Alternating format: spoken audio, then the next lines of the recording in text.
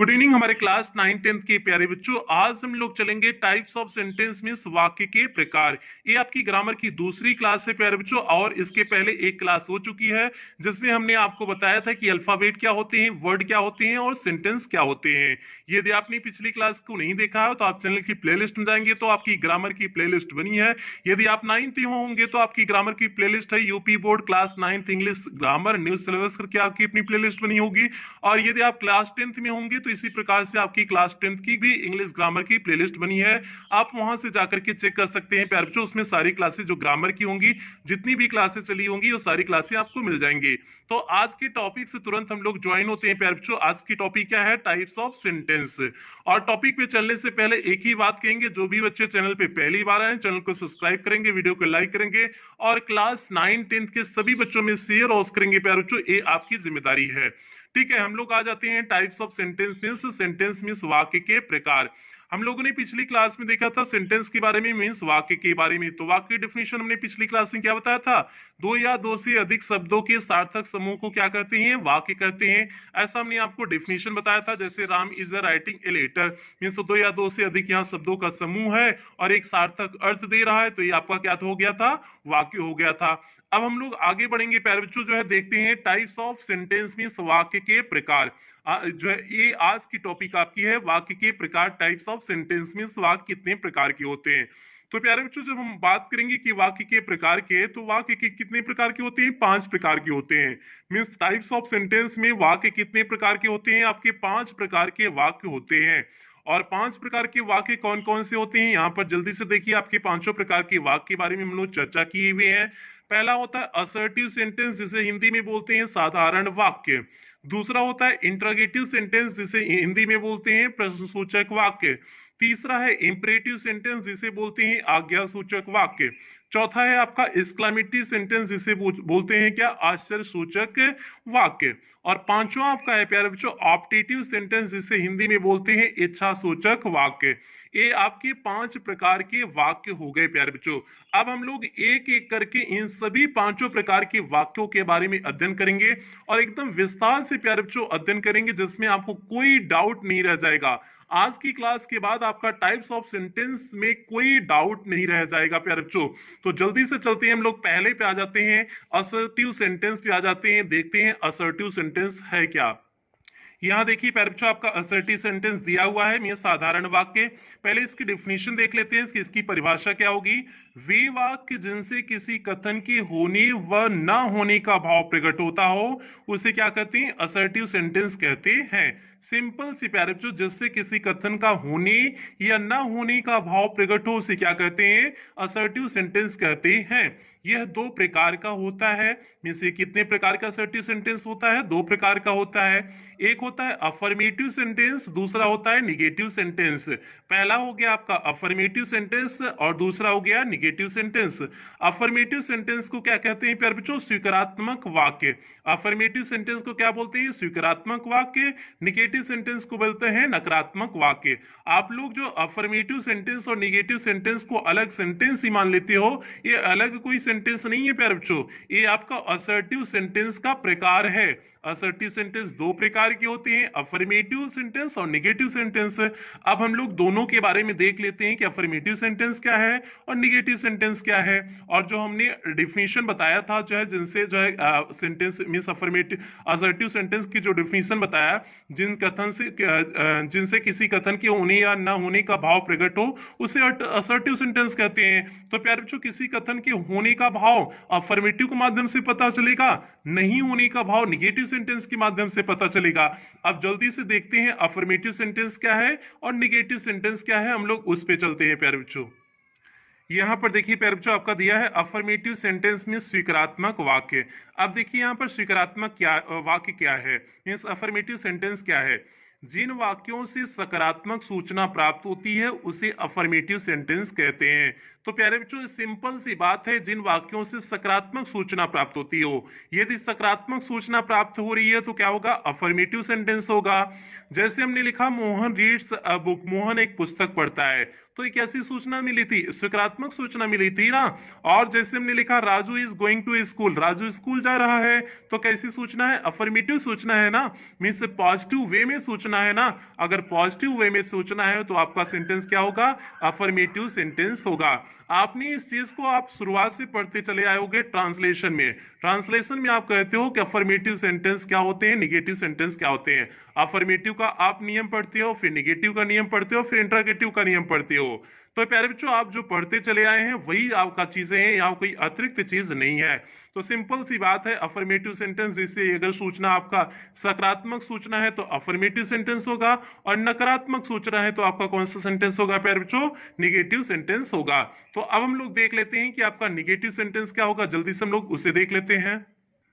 यहाँ पर देखिए प्यारे बच्चों आपका निगेटिव सेंटेंस दिया हुआ है, मीन्स नकारात्मक वाक्य कौन से होते हैं, जिन वाक्यों से नकारात्मक सूचना प्राप्त होती है उसे निगेटिव सेंटेंस कहते हैं। इसकी डेफिनेशन क्या हो जाएगी प्यारे बच्चों, जिन वाक्यों से नकारात्मक सूचना प्राप्त होती है, यदि आपको नकारात्मक सूचना प्राप्त हो रही है तो क्या होगा, निगेटिव सेंटेंस होगा, उसे निगेटिव सेंटेंस कहते हैं। जैसे अगर हमने कहा Mohan does not read, Mohan नहीं पढ़ता है। अब मोहन नहीं पढ़ रहा है ना, नहीं पढ़ रहा है तो सूचना आपको कैसे मिली, नकारात्मक सूचना मिली ना भैया कि मोहन नहीं पढ़ रहा है ना। अगर नकारात्मक सूचना मिली है तो सिंपल सी बात है निगेटिव सेंटेंस होगा। अगर हमने कह दिया Shyam is not present, Shyam उपस्थित नहीं है, मीन्स आज क्लासिया में भैया श्याम नहीं उपस्थित है। जब भैया श्याम नहीं उपस्थित तो आप उपस्थित है तो आपका सेंटेंस क्या हो जाएगा, निगेटिव सेंटेंस हो जाएगा।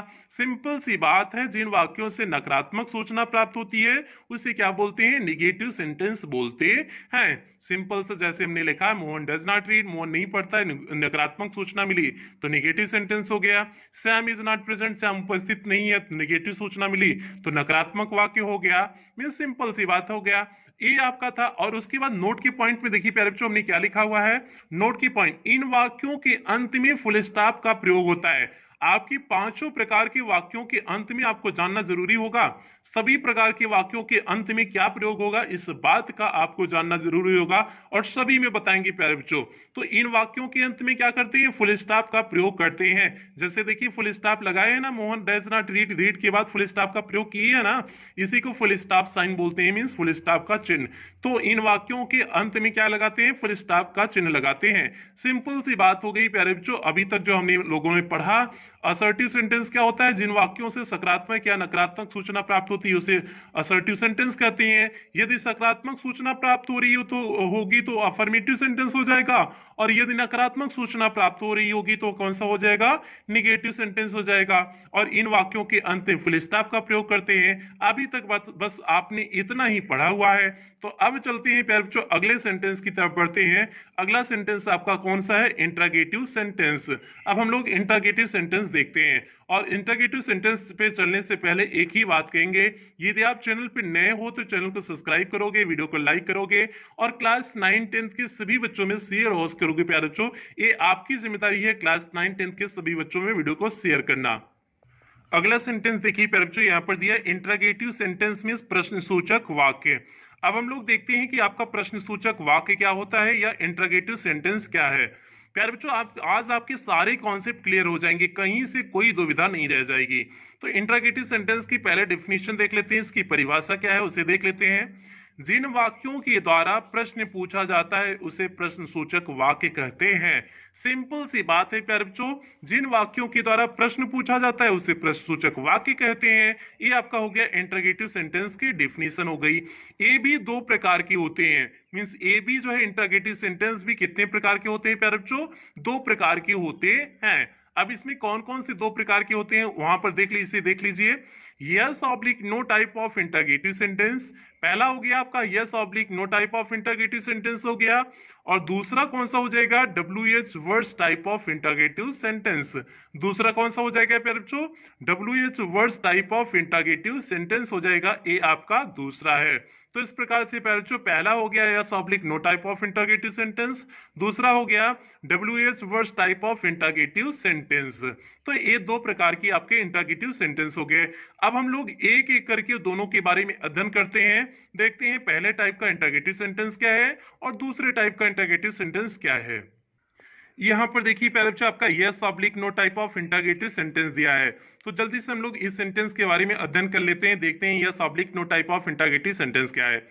इसकी डेफिनेशन देखते हैं। जिन वाक्यों का उत्तर यस ऑब्लिक नो में दिया जा सके उसे yes oblique no type of interrogative sentence कहते हैं। सबसे बेहतरीन डेफिनेशन प्यारे बच्चों जिसमें ये पूरी तरह से क्लियर हो जाएगा।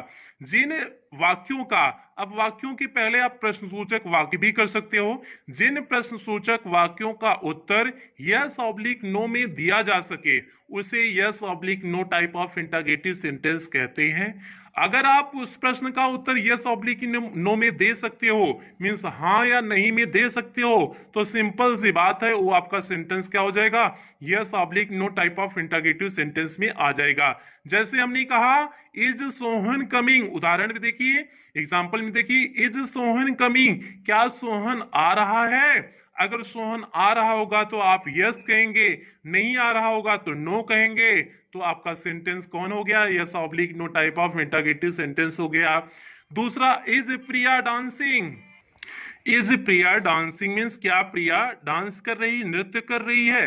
भैया अगर प्रिया डांस कर रही होगी तो आप यस कहोगे, नहीं डांस कर रही होगी तो नहीं कहोगी, तो मीन्स यस ऑब्लिक नो में उत्तर मिल गया, तो सिंपल सा है yes oblique no type of interrogative sentence है। अगर हमने कहा डू यू लाइक कॉफी, क्या आपको कॉफी पसंद है, अगर पसंद होगी तो यस कहोगे, नहीं पसंद होगी तो नहीं कहोगे, तो सिंपल सा प्यारे बच्चों आपका एक इसमें हो जाएगा yes oblique no type of interrogative sentence में हो जाएगा। आगे इसमें देखते हैं, इसके इंपॉर्टेंट पॉइंट को देखते हैं प्यारे बच्चों, इसमें जो नोट का पॉइंट है उसे देखते हैं। ये सहायक क्रिया हेल्पिंग वर्ब से शुरू होते हैं। सबसे बड़ी बात निकल के आती है प्यारे बच्चों, नोट के पॉइंट को आप जरूर लिखते चलेंगे। नोट में क्या आता है, ये सहायक क्रिया या हेल्पिंग वर्ब से शुरू होते हैं। आप देखिए इज देखिए, डू देखिए, ये सारी चीजें क्या हैं, आपकी हेल्पिंग वर्ब है ना, सहायक क्रिया है सभी ना, इज डू ये सब सहायक क्रिया है ना, was were is am are, do does did has have, ये सारी क्या है आपकी सहायक क्रियाएं है ना। तो मींस आपका yes oblique no type of interrogative जो सेंटेंस होगा वह हमेशा किससे शुरू होगा, सहायक क्रिया से शुरू होता है। ये सबसे बड़ी बात निकल के आ रही है प्यारे बच्चों आपका yes oblique no type of interrogative sentence में। तो ये हो गया आपका yes oblique no type of interrogative sentence हो गया। उसके बाद हम लोग अगर आगे बढ़ते हैं, आगे देखते हैं आपका WH word type of interrogative sentence, जो आपका दूसरे प्रकार का सेंटेंस है, वाक्य है, उसके बारे में हम लोग देख लेते हैं कि दूसरे प्रकार का वाक्य आपका क्या है। अब इसमें डिफिनेशन इसकी क्या हो जाएगी, जिन प्रश्नसूचक वाक्यों का उत्तर यस ऑब्लिक नो में नहीं दिया जा सके उसे WH word type of interrogative sentence कहते हैं। सिंपल सी बात है, अगर आप उसका उत्तर यस ऑब्लिक नो में नहीं दे सक रहे हो तो आप क्या कहोगे, उसे WH word type of interrogative sentence कहोगे। तो अब चलते हैं किन प्रश्नों का उत्तर हम नहीं दे पाते हैं, उसे हम देखते हैं कि जो है कि WH word type of interrogative sentence कौन है। जैसे हमने प्यारे बच्चों यहाँ पर कही हुई एग्जाम्पल में देखिए, how will you go there today, how will you go there today, आप वहां कैसे जाएंगे। तो आप कैसे जाएंगे तो आपको प्रॉपर रीजन देना पड़ेगा, यस ऑब्लिक नो में तो उत्तर नहीं दे सकते हो कि अगर पूछा जाए आप वहां कैसे जाओगे तो आप पूरा बताओगे नहीं, भैया गाड़ी से जाएंगे, नहीं होगा तो फोर व्हीलर से जाएंगे, अगर बहुत ज्यादा अमीर है तो फोर व्हीलर से जाएंगे, और उससे अमीर है तो ट्रक से नहीं चले जाएंगे, मतलब फोर व्हीलर वाइज से जाएंगे चाहे जितना अमीर हो जाएंगे। ठीक है, तो इसमें प्रॉपर आपको रीजन बताने पड़ेंगे ना, how will you go there today, आज वहां आप कैसे जाओगे। ठीक है, तो ये हो गया, पूरा रीजन देना पड़ा, तो मीन्स आप यस ऑब्लिक नो में उत्तर नहीं दे सके, तो इसलिए आपका सेकंड नंबर का हो जाएगा।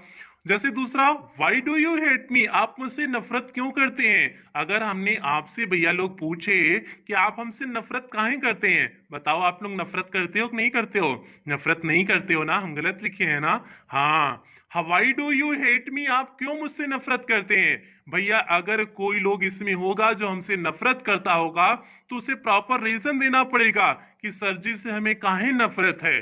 तो प्यारे बच्चों इसलिए क्या हो जाएगा, आपको रीजन देना पड़ा ना कि काहे नफरत करते हैं, तो इसलिए जहां रीजन देना पड़ जाए, अर्थात जहां पर यस ऑब्लिक नो में उत्तर देना, यस ऑब्लिक नो में उत्तर ना मिले, वहां पर आपका क्या हो जाएगा, आपका सेकंड टाइप का means W H word type of interrogative sentence हो जाएगा। और इसको कहते क्यों है डब्ल्यू एच, क्योंकि इसमें प्रश्न सूचक जो शब्द होते हैं डब्ल्यू एच से मैक्सिमम शुरू होते हैं, इसलिए जो है इसे W H word type of interrogative sentence नाम दे दिया गया। अभी आगे इसके नोट के पॉइंट में देखते हैं पैराग्राफ का नोट का पॉइंट क्या है। प्रश्नसूचक वाक्यों के अंत में प्रश्नसूचक चिन्ह का प्रयोग करते हैं। प्रश्नसूचक चिन्ह आप देख लीजिए कैसे हमने बनाए हुए हैं, इस तरह से आप प्रयोग करते हैं। आपने असर्टिव सेंटेंस में क्या प्रयोग किया, फुल स्टॉप का प्रयोग किया। यहां पर क्या किए, प्रश्नसूचक चिन्ह मींस आप जैसे लगाए हैं उस तरह से आपने प्रयोग किया। इस दो सेंटेंस आपने पढ़ा, दोनों सेंटेंस में उसके अंत में किस प्रकार से चिन्ह लगाते हैं आपने उसे देख लिए। तो प्यारे बच्चों इस प्रकार से आपका असर्टिव सेंटेंस कंप्लीट हुआ और इंटरोगेटिव सेंटेंस कंप्लीट हुआ। अब हम लोग पढ़ेंगे इंपरेटिव सेंटेंस की तरफ बढ़ते हैं, देखते हैं इंपरेटिव सेंटेंस क्या होता है। इंपरेटिव सेंटेंस यहां पर देखिए प्यारे बच्चों आपका दिया हुआ है आदेश सूचक वाक्य। इंपरेटिव सेंटेंस को क्या बोलते हैं हिंदी में, आदेश सूचक वाक्य। तो मीन्स इसमें से एक बात तो पता चल रही कि आदेश तो रहेगा ही, ऑर्डर रहेगा ही, ये सबसे बड़ी बात निकल करके आ रही है। अब इसकी डिफिनेशन हम लोग देख लेते हैं कि इंपरेटिव सेंटेंस होता क्या है। जिन वाक्यों से आदेश, ब्रैकेट में हमने ऑर्डर लिख दिया है, इंग्लिश में क्या कहते हैं, ऑर्डर कहते हैं। प्रार्थना, प्रार्थना मीन्स रिक्वेस्ट हो गया। सलाह, एडवाइस, सजेशन, और इसी में जो है प्रस्ताव भी आ सकता है, फिर जो प्रपोजल भी लिख सकते हो, मीन्स प्रस्ताव का भी भाव जो है भाव आ जाता है। तो आप प्रस्ताव का भाव प्रकट होता हो उसे क्या कहते हैं, इंपरेटिव सेंटेंस कहते हैं। मीन्स तीन चार चीजें आती हैं। पहला चीज क्या आ जाएंगी फिर जो इससे क्या क्या पता चलेगा, आदेश पता चलेगा मीन्स ऑर्डर होगा। दूसरी बात इसमें प्रार्थना होगा, प्रार्थना मीन्स रिक्वेस्ट होगा। तीसरी बात सलाह होगा, सलाह होगा तो एडवाइस या सजेशन होगा। चौथी बात जो हमने लिखा नहीं है आप उससे समझ लेना, चौथी बात क्या होगा, प्रस्ताव होगा, प्रस्ताव मीन्स प्रपोजल होगा। ठीक है, उसका हमने एग्जाम्पल दे दिए हैं, लिखे नहीं है, लेकिन एग्जाम्पल हम दे करके आपको समझा देंगे किस तरह से प्रस्ताव होगा। तो प्यारे बच्चों ये चार चीजें होती हैं जिनसे आपका आदेश, प्रार्थना, सलाह या प्रस्ताव का भाव प्रकट हो, उसे क्या कहेंगे, इंपरेटिव सेंटेंस कहेंगे। आप इसका हिंदी देख करके केवल आदेश तक नहीं समझ जाओगे, अगर सिर्फ हिंदी देखोगे तो कहोगे कि भैया जिसमें आदेश पता चले, आदेश का भाव प्रकट हो, उसे आदेश सूचक वाक्य कहते हैं। लेकिन बिल्कुल नहीं, इस आदेश के साथ लगा हुआ होता है प्रार्थना, सलाह, प्रस्ताव, ये सारी चीजें भी इसमें इंपरेटिव सेंटेंस के माध्यम से प्रकट होती हैं। तो प्यारे बच्चों ये तो हो गया इंपरेटिव सेंटेंस की बात हो गई। अब इसमें देखते हैं इसके उदाहरण पे हम लोग चलते हैं, देखते हैं एग्जांपल इसके क्या क्या हैं। अगर जैसे हमने क्लास में आपको कहा, आप क्लास में बैठे हुए हो, क्लास में हमने आपको कहा स्टैंड अप मींस खड़े हो जाओ। भैया अगर हमने आपसे कह दिया कि आप खड़े हो जाओ, खड़े होने के लिए हमने आपसे कह दिया तो स्टैंड अप कहा, तो मीन्स हमने आपको ऑर्डर दिया है ना, आदेश दिया है ना, आदेश दिया है तो ये क्या हो जाएगा, आपका ऑर्डर हो जाएगा और सेंटेंस होके जाएगा इंपरेटिव सेंटेंस। अगर हमने कहा हेल्प दी नीडी मीन्स आवश्यकता जिसको है उसकी मदद करिए, भैया अगर जिसकी आवश्यकता है आप उसकी मदद करिए, ऐसा हमने आपसे कह दिया। हेल्प दी नीडी अगर हमने आपसे कहा तो मीन्स हमने आपको सलाह दिया है ना कि हेल्प दी नीडी मीन्स आप जो है जिसको आवश्यकता है उसकी मदद करिए। अब ये सलाह है, सलाह जो है बाध्यकारी नहीं होता है, सलाह को आप मान भी सकते हो, नहीं भी मान सकते हो, ये कोई बाध्यकारी नहीं होता है। लेकिन आदेश तो बाध्यकारी होता है। अगर हमने आपसे क्लास में कहा हुआ है कि आप खड़े हो जाओ तो आपको खड़ा ही होना है, उसमें कोई दो राय नहीं है, आप कोई एक्सक्यूज नहीं दे सकते हैं। आदेश बाध्यकारी होता है लेकिन सलाह बाध्यकारी नहीं होता है। अगर हम ही आपसे यही बात सलाह के रूप में कर रहे हैं हेल्प दी, तो जो है ये आदेश नहीं है, ये आप सलाह है, तो इसलिए आप इसे मानने न मानने के लिए दोनों के लिए स्वतंत्र होते हैं। जैसे भैया हम आपसे बार बार कहते हैं ना कि आप वीडियो को लाइक करिए, शेयर करिए, चैनल को सब्सक्राइब करिए, ये हम आपको आदेश नहीं देते हैं। अगर आदेश देते तब तो आपको लाइक सब्सक्राइब तो करना ही पड़ जाता, लेकिन जो है हम केवल आपको क्या देते हैं, सलाह देते हैं, एडवाइस देते हैं। तो प्यारे बच्चों यही एडवाइस है, यही जो है आपका ऑर्डर होता है। दोनों में उम्मीद करते हैं आप डिफरेंस समझ गए होंगे। ठीक है, अगर अगला एग्जांपल देखते हैं, please give me a glass of water. अगर हमने कहा कृपया करके मुझे एक गिलास पानी दो, तो हम आपसे प्लीज कह रहे हैं, प्लीज कह रहे हैं तो मीन्स हम आपसे रिक्वेस्ट कर रहे हैं। भैया हम किसी को धमकिया के तो पानी नहीं मांग सकते है ना। अगर हमारी जरूरत भी है और हम दूसरे वाले को धमकियाएं, सपोज दैट घर में बहन है और बहन से कहें कि तनी पानी ले आओ, वो दे देगी? कहेगी कि हमको धमकिया के बुला रहा है, हम इसको पानी देंगे? नहीं देगी। आप जो है उससे क्या कहेंगे, कृपया करके मुझे पानी दे दो, तब देगी ना। तो इसीलिए please give me a glass of water आपका क्या है, रिक्वेस्ट है, प्रार्थना है। और प्रार्थना के लिए कुछ शब्द होती हैं जिससे क्लियर हो जाता है, जैसे प्लीज हो गया, सर हो गया, मैडम हो गया, काइंडली हो गया, कुछ ऐसे शब्द आ जाते हैं जिससे पता चल जाता है कि यहाँ पर रिक्वेस्ट है। आगे चलते हैं पैर बच्चों, लास्ट चीज पे चलते हैं, इसमें लास्ट पे देखते हैं। लास्ट क्या है आपका, लास्ट प्रस्ताव प्रपोजल है। जो हमने आपको कहा था कि जो है चौथी चीज इससे प्रस्ताव भी आती है। जैसे हमने कहा let us go to movie, चलो क्या देखते हैं, मूवी देखते हैं। तो हमने आपके सामने प्रस्ताव रखा ना मूवी देखने के लिए। तो मूवी देखने के लिए अगर हमने आपको प्रस्ताव रखा तो आपका इस प्रकार से हो जाएगा, let us go to the movie, प्रस्ताव प्रपोजल हो जाएगा। ए बी सेंटेंस आपका कौन सा हो जाएगा, इंपरेटिव सेंटेंस हो जाएगा। प्यारे बच्चों ये तो एग्जाम्पल हो गए, और इसके नोट पॉइंट में देखिए इनकी इन वाक्यों के अंत में क्या लगता है। तो इसका नोट पॉइंट देखिए, इन वाक्यों के अंत में फुल स्टॉप का प्रयोग करते हैं। सिंपल सी बात है प्यारे बच्चों, इन वाक्यों के अंत में किसका प्रयोग करते हैं, फुल स्टॉप का प्रयोग करते हैं। जिस तरह से असर्टिव सेंटेंस के अंत में फुल स्टॉप का प्रयोग करते थे, उसी प्रकार से इस प्रकार के वाक्यों में भी क्या करते हैं, फुल स्टॉप का प्रयोग करते हैं।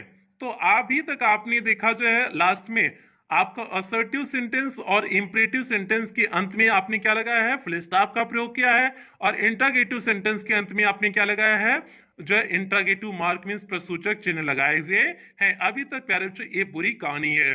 तो अभी तक आपने पढ़ लिया असर्टिव सेंटेंस क्या है, इंटरोगेटिव सेंटेंस क्या है, और इंपरेटिव सेंटेंस क्या है, अभी तक आपने देख लिया। अब हम लोग चलेंगे जो है आपका एक्सक्लेमेटरी सेंटेंस क्या होता है और ऑप्टेटिव सेंटेंस क्या होता है। दो सेंटेंस और बचे हुए हैं, जल्दी से हम लोग उसे देख लेते हैं प्यारे बच्चों।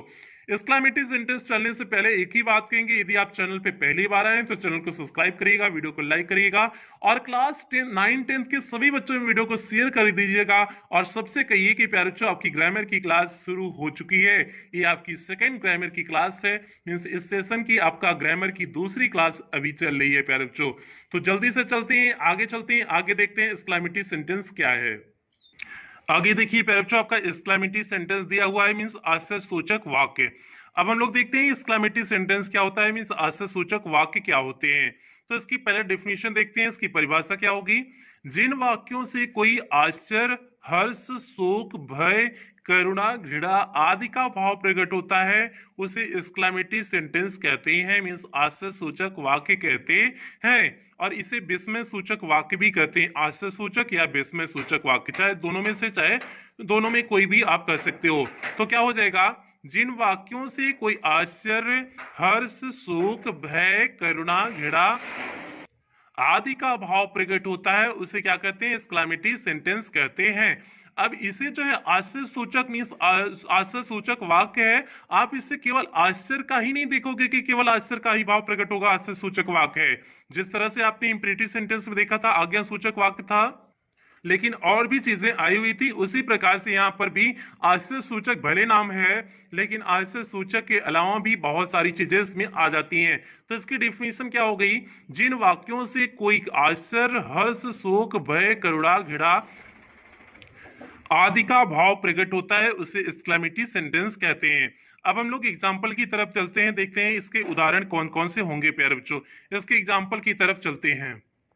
अगर हमने कहा what a beautiful girl she is, means वह कितनी सुंदर लड़की है, और इस बात को ध्यान देना व्हाट और हाउ के माध्यम से भी दो ऐसे प्रश्नसूचक वाक्य शब्द होते हैं जिनसे आपका एक्सक्लेमेटरी सेंटेंस शुरू होता है। वो दो कौन कौन से शब्द होते हैं इंटरोगेटिव, व्हाट ए और हाउ। व्हाट ए और हाउ के माध्यम से एक्सक्लेमेटरी सेंटेंस शुरू हो सकता है, और दोनों के द्वारा आश्चर्य का भाव प्रकट होता है। मीन्स दोनों व्हाट ए और हाउ के माध्यम से क्या प्रकट होता है, आश्चर्य का भाव प्रकट होता है। इस बात को आप दिमाग में सेट कर लेना। और कैसे पता पाओगे कि आप व्हाट ए और हाउ से शुरू है तो इंट्रोगेटिव सेंटेंस नहीं है, एक्सक्लेमेटिव सेंटेंस कैसे है, इसकी पहचान कैसे कर पाओगे? तो इसका आप सेंटेंस देख करके भी आप पहचान सकते हो। जैसे यहाँ है what a beautiful girl she is, आप देख रहे होंगे beautiful means adjective, what a के तुरंत बाद आ गया है, फिर नाउन आ गया है, फिर सब्जेक्ट आया है, फिर इज आया है, हेल्पिंग वर्ब एकदम लास्ट में दिख रही होगी और लास्ट में मार्क ऑफ एक्सक्लेमेशन लगा हुआ है। तो आपको देख करके पहचान जाओगे कि आपका ए सेंटेंस कौन सा है, इंट्रोगेटिव सेंटेंस है या एक्सक्लेमेटिव सेंटेंस है, आप देख करके पहचान जाओगे। तो क्या हो गया, what a beautiful girl she is means वह कितनी सुंदर लड़की है। सपोज दैट भैया आप रोड पे चल रहे हो और कोनो एकदम विश्व सुंदरी हुर सी लड़की दिख गई, हुर सी लड़की दिख गई आपको, तो आप असंभित हो जाएं, ऐसी लड़की को जिंदगिया में कभी देखे ही ना हो, तो आप क्या कहेंगे? वो समय जो आप बोलेंगे कि वाह क्या लड़की है, वही वाह क्या लड़की है ये क्या है, what a beautiful girl she is है। तो यही आश्चर्य को वहां दिखाया गया है, मीन्स आप ऐसी सुंदरता नहीं देखे थे तो वहां पर आश्चर्य आपको हुआ, तो यही आपका क्या हो गया, एक्सक्लेमेटरी सेंटेंस हो गया। और इसके बाद दूसरा देखो, how pleasant the rain is means कितना सुखद वर्षा का जो वर्षा हो रही है कितना सुखद है। तो प्यारे बच्चों यहाँ पर आश्चर्य का भाव प्रकट हो रहा है, तो इसलिए जो है ये क्या हो जाएगा, ये आपका एक्सक्लेमेटरी सेंटेंस हो जाएगा। और दो तीन चीजें होती हैं, एलास आई एम रूइंड, मैं क्या हो गया, दुख की बात है मैं बर्बाद हो गया हूं। अगर नॉर्मल बर्बाद होना होता तो सिंपल सा था, आई एम रूइंड, ये आपका सेंटेंस क्या हो जाएगा, असर्टिव सेंटेंस हो जाएगा। एलास शब्द जैसे लगाया मीन्स अत्यधिक दुख को दिखाया, एलास शब्द लगते ही अत्यधिक दुख को दिखाया, इसलिए आपका सेंटेंस क्या हो गया, एक्सक्लेमेटरी सेंटेंस हो गया। सिंपल सी बात हो गई, आपका एक्सक्लेमेटरी सेंटेंस हो गया क्योंकि एलास लगा हुआ था, अत्यधिक दुख को दिखा रहा है, अर्थात वह पूरी तरह से बर्बाद हो गया होगा, मीन्स उसका पूरा बिजनेस हो सकता है ठप हो गया होगा, कुछ भी हो सकता हो, लेकिन जिसमें वो पूरी तरह से खत्म हुआ होगा, तबाह हुआ होगा, मीन्स यहाँ अत्यधिक दुख को दिखाया गया है। इलाज के माध्यम से ही अत्यधिक दुख को दिखाया गया है। आगे क्या है, hurrah we won the match means जब आप जीत जाते हो कोई मैच वेच तो आपको बहुत ज्यादा खुशी होती है ना, तो बहुत ज्यादा खुशी होती है, तो वही क्या हो गया आपका, hurrah we won the match, आपका सेंटेंस क्या हो गया, एक्सक्लेमेटरी सेंटेंस हो गया। तो पहले से दुख का पद प्रकट हुआ और दूसरे से हर्ष मीन्स खुशी का भाव प्रकट हुआ। तो प्यारे बच्चों ये तो हो गया एक्सक्लेमेटरी सेंटेंस, और बहुत सारे एग्जाम्पल इसके होते हैं, ये तो हमने सिर्फ 2-4 एग्जाम्पल बताए हैं और इसके बहुत सारे एग्जाम्पल होते हैं। प्यारे बच्चों अब इसके नोट के पॉइंट में देखिए क्या देखे हुए हैं, इन वाक्यों में विस्मयाद बोधक चिन्ह, कैसे विस्मयाद बोधक चिन्ह है जैसे ऊपर लगाए हुए हैं उसे देख लो, का प्रयोग करते हैं। सबसे बड़ी बात, इन वाक्यों के अंत में क्या करते हैं, विस्मयाद बोधक चिन्ह का प्रयोग करते हैं। देखिए हर सेंटेंस में आपका विस्मयाद बोधक चिन्ह मिल जाएगा, चाहे वाटे वाले में चाहे हाउ वाले में, और यहाँ पर एलास वाले में देखिए एलास के बाद लगा हुआ है, हुर्रा वाले में हुर्रा के बाद लगा हुआ है, तब सभी सेंटेंस में इसमें mark of exclamation means exclamative चिन्ह लगा हुआ मिल जाएगा। तो प्यारे बच्चों ये तो हो गया आपका एक्सक्लेमेटरी सेंटेंस। अभी तक आपने देखा असर्टिव सेंटेंस और इंपरेटिव सेंटेंस के अंत में फुल स्टॉप लगता था, और जो है इंट्रोगेटिव सेंटेंस के अंत में मार्क ऑफ जो है इंट्रोगेटिव मार्क लगता था, और जो है इसमें क्या लगता है, एक्सक्लेमेशन मार्क लगता है। एक्सक्लेमेशन मार्क क्या होता है, एक खड़ी पाई और उसके नीचे बिंदी, एक खड़ी पाई उसके नीचे बिंदी, यही होता है विस्मयाद बोधक चिन्ह। तो प्यारे बच्चों ये तो हो गया आपका एक्सक्लेमेटरी सेंटेंस। अब हम लोग बढ़ते हैं जो है देखते हैं आपका अगले सेंटेंस की तरफ, अंतिम सेंटेंस की तरफ बढ़ते हैं। अंतिम सेंटेंस है आपका ऑप्टेटिव सेंटेंस। यहाँ पर देखिए प्यारे बच्चों आपका ऑप्टेटिव सेंटेंस दिया हुआ है मीन्स इच्छा सूचक वाक्य। ऑप्टेटिव सेंटेंस को हिंदी में क्या बोलते हैं, इच्छा सूचक वाक्य बोलते हैं। अब हम लोग देखते हैं कि आपका ऑप्टेटिव सेंटेंस होता क्या है, इच्छा सूचक वाक्य क्या है। पहले इसकी डेफिनेशन देख लेते हैं। जिन वाक्यों द्वारा इच्छा व्यक्त की जाती है उसे ऑप्टेटिव सेंटेंस कहते हैं। सबसे बड़ी बात प्यारे बच्चों, जिन वाक्यों के द्वारा क्या व्यक्त की जाती है, इच्छा व्यक्त की जाती है, उसे जो है आपका ऑप्टेटिव सेंटेंस कहते हैं। अब कौन कौन सी इच्छा होगी प्यारे बच्चों, हम लोग उसे देख लेते हैं। इनमें निम्न बातें आती हैं मीन्स निम्न इच्छाएं आती हैं, अर्थात निम्न बात आती है। अब प्यारे बच्चों वो निम्न बात कौन सी है, निम्न इच्छा कौन सी है, जल्दी से देख लेते हैं। पहला विश हो सकता है मीन्स शुभकामना हो सकती है। दूसरा कर्ज हो सकता है मीन्स किसी को हम श्राप दे सकते हैं। तीसरी प्रे मीन्स प्रार्थना हो सकती है। तीसरा क्या हो सकता है? प्रार्थना हो सकता है। ये तीन चीजों को आप बिल्कुल नहीं भूलेंगे ऑप्टेटिव सेंटेंस में। ऑप्टेटिव सेंटेंस में पहला चीज शुभकामना हो सकती है, कर्ष दूसरी चीज हो सकती है मीन्स किसी को आप श्राप दे सकते हो, तीसरी बात प्रे मीन्स प्रार्थना हो सकती है। तो प्यारे बच्चों ये तो होगी आपकी ऑप्टेटिव सेंटेंस की बात। ऑप्टेटिव सेंटेंस में यही तीन चीजें होती हैं। तो सिंपल से हो गया, जिन वाक्यों द्वारा इच्छा व्यक्त की जाती है उसे ऑप्टेटिव सेंटेंस कहते हैं। इनमें निम्न बातें आती हैं मीन्स विश हो सकता है, कर्ष हो सकता है, प्रे हो सकता है, मीन्स शुभकामना हो सकता है, शाप हो सकता है, प्रार्थना हो सकता है। तो प्यारे बच्चों ये तो हो गया आपका ऑप्टेटिव सेंटेंस। अब हम लोग इसके उदाहरण को देख लेते हैं। जैसे देखते हैं इसके उदाहरण कौन कौन से होंगे। जैसे यहां पर है प्यारे बच्चों आपका उदाहरण देखिए, मे यू लिव लॉन्ग। अगर जैसे दिया है may you live long means आप लंबे समय तक जियो, तो क्या हो गई? ये शुभकामना हो गई, विश हो गई ना। तो ये आपका पहला क्या हो गया? विश हो गया। तो इस प्रकार से आप विश करते हैं। दूसरा है may you go to hell, आप नरक में जाओ, भाड़ में जाओ। तो हम क्या किए? आपको कर्ष किए हैं ना, श्राप दिए हैं ना कि आप भाड़ में जाओ, नरक में जाओ। तो श्राप दिए हैं तो दूसरी बात हो गई, कर्ष हो गई। और तीसरी बात मे गॉड ब्लेस यू, ईश्वर आपको वरदान दे। तो हमने प्रार्थना किससे किया? ईश्वर से किया। जहां पर भी गॉड शब्द आ जाए, अगर गॉड शब्द आ जा रहा है तो समझ जाना वहां पर प्रे किया गया है, प्रार्थना किया गया है। तो प्यारे बच्चों क्या हो जाएगा? मे गॉड ब्लेस यू क्या हो जाएगा? प्रे हो जाएगा। और आप एक बात देख रहे होंगे कि सभी के अंत में मार्क ऑफ एक्सक्लेमेशन इसमें भी लगा हुआ है। आप सभी के अंत में देखेंगे कि मार्क ऑफ एक्सक्लेमेशन लगा हुआ है। और मे के द्वारा आप इच्छा भी व्यक्त करते हैं और मे के द्वारा आप असर्टिव सेंटेंस भी बनाते हैं। जैसे आई मे यू मे कम, आप आ सकते हैं, तो ये आपका कौन सा सेंटेंस हो जाएगा? असर्टिव सेंटेंस हो जाएगा। लेकिन उनका प्रयोग करने का तरीका अलग अलग होता है। तो प्यारे बच्चों इस प्रकार से आपका ए हो गया, ऑप्टेटिव सेंटेंस हो गया मीन्स आपका ऑप्टेटिव सेंटेंस था। ऑप्टेटिव सेंटेंस से तीन बातें थी, विश था, कर्ष था, प्रे था। जैसे may you live long wish हो गया, may you go to hell कर्ष हो गया, may god bless you pray हो गया।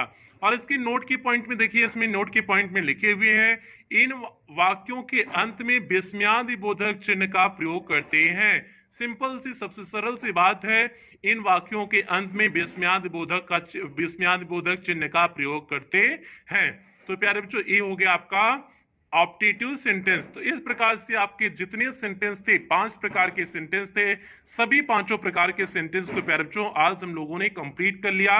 इसे देख लिए आपके असर्टिव सेंटेंस क्या है, इंट्रोगेटिव सेंटेंस क्या है, आपके इंपरेटिव सेंटेंस क्या है, एक्सक्लेमेटिव सेंटेंस क्या है, ऑप्टेटिव सेंटेंस क्या है। आज हम सभी चीजों के बारे में एकदम विस्तार से चर्चा किए हैं। उम्मीद करते हैं अब आपको कोई डाउट टाइप्स ऑफ सेंटेंस में नहीं होगा प्यारे बच्चों।